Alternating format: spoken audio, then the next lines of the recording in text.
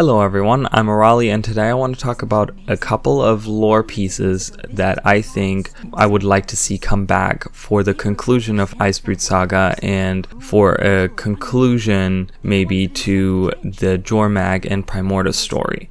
Now the first one that I want to talk about is the Sanguinary Blade. Now in the personal story we find out that there has been an earthquake, and this ancient dwarven tomb was revealed after the earthquake, and the dredge are the first one to go in there, and they start destroying everything because they hate everything that's dwarven. Now they find this weapon, the Sanguinary Blade, and they look to destroy it, but because it's made from dragon's blood, it's actually really hard for them to destroy it, so they seek a way to destroy it. So they go to another tomb and find that there is a son of Svanir who's named Stig Frostbeard is there, and he's looking to attack Lion's Arch with the weapon. He cuts them down, steals the weapon, and our job now is to get this weapon back.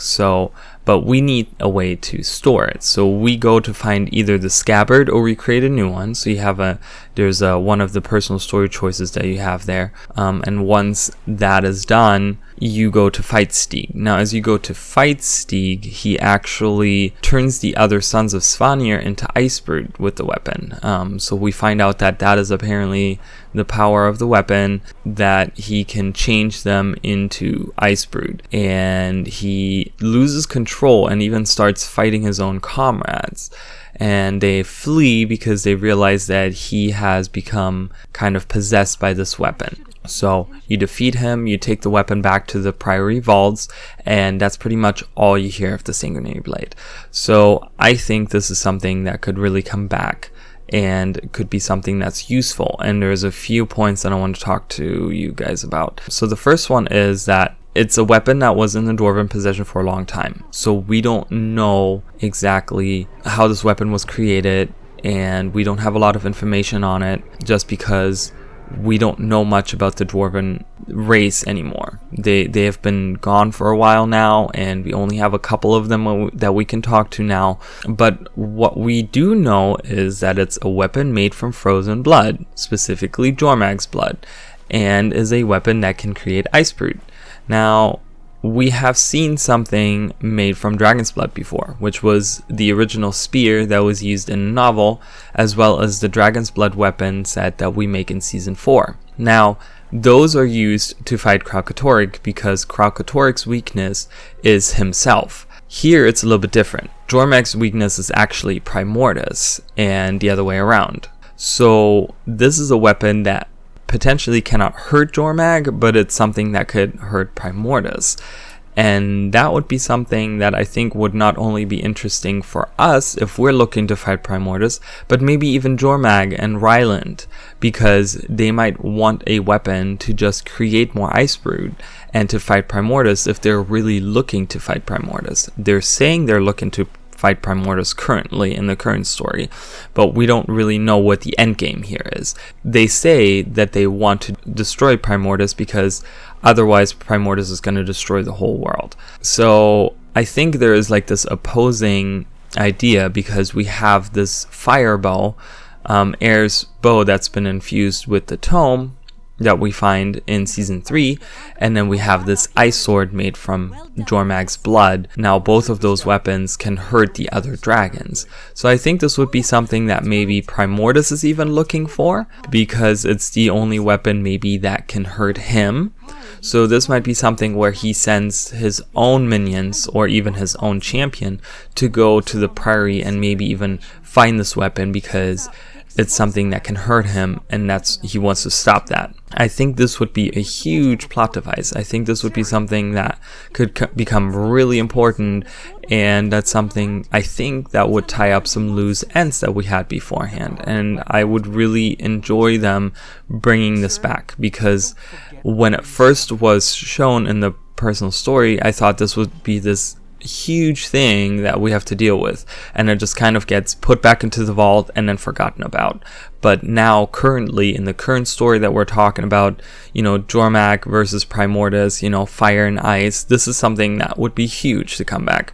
Of course, the one sad thing about it is that it does not have a unique model yet. It actually just uses the model of the Corrupted Avenger, which is just this ice sword that you can just, a lot of people already have this set unlocked. It's just this corrupted weapon set that you can get, but they can always change the actual model for it, and I think having this come back would be a huge, like I said, a huge plot point. Now the other lore piece I want to talk about is the Tome of the Rubicon. In Guild Wars 1, we help the Deldrimor dwarves, who are the good guys, fight the Stone Summit dwarves, who are the bad guys. And these Stone Summit dwarves are attempting to read the name of the Great Destroyer out loud, which would cause the dwarven race to come to an end. Now this is what it said in the actual tome, and this name is written in the tome.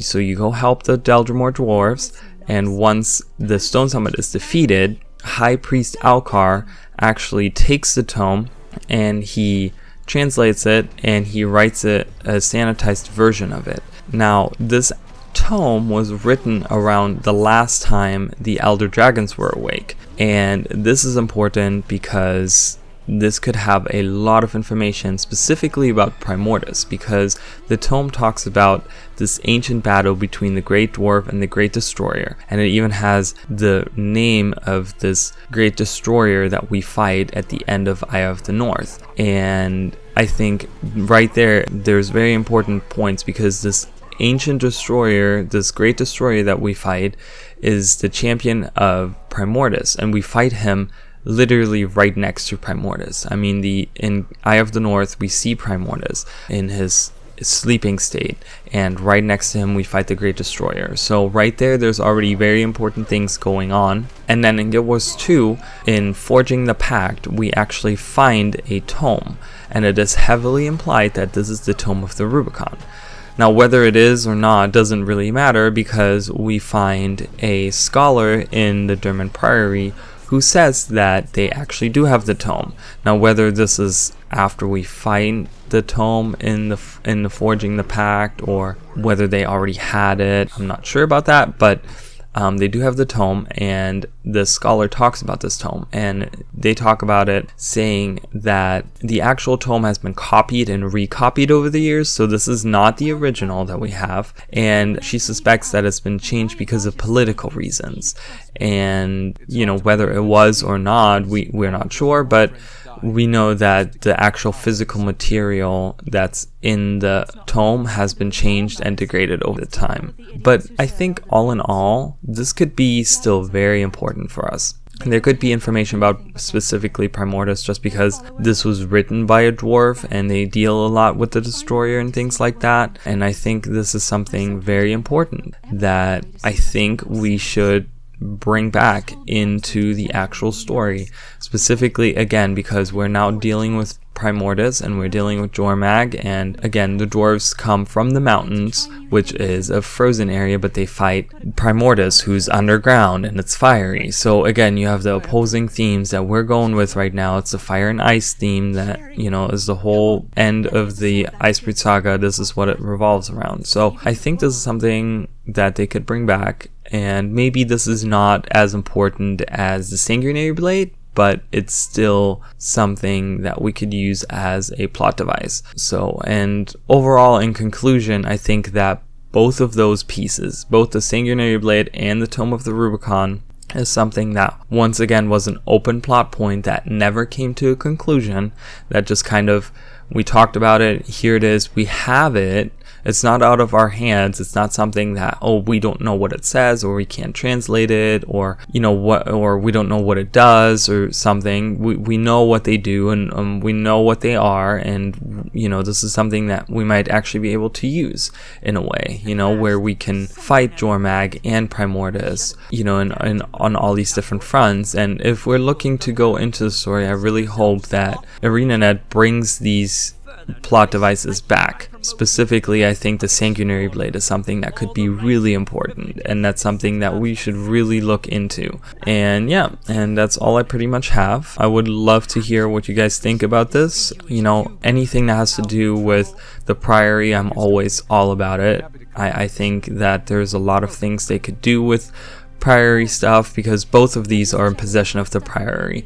They have all these artifacts and they have all these things that they could possibly use to further the plot, and I think would be just interesting to just kind of get back into having the orders actually play a role in the story too, because they've kind of taken a step back from being very involved in the story and stuff. So but that's all I have for you guys today, and I would love to hear some opinions, some discussions as always, and I appreciate everyone watching, and I will see you guys in the next video. Alright, bye guys.